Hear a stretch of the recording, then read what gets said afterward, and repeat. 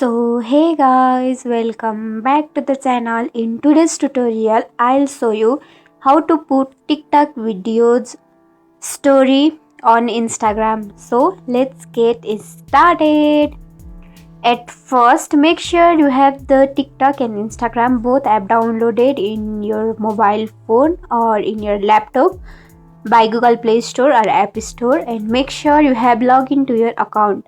So at first you should have to log in TikTok and let's open it. Now you can scroll down the video which you want to post as a story in Instagram. So I'm posting this video in my Instagram account. So you can click on share icon here.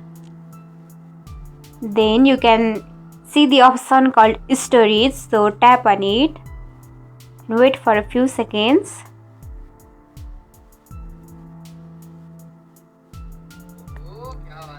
So you can adjust it by your fingers, and if you want to post your story on public or in a close friend, you can choose the options here.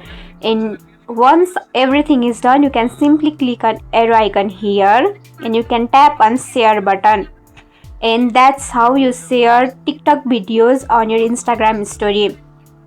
And that's it. If you like this video, don't forget to like, comment, share and subscribe. Also hit the bell icon for more easy tutorials.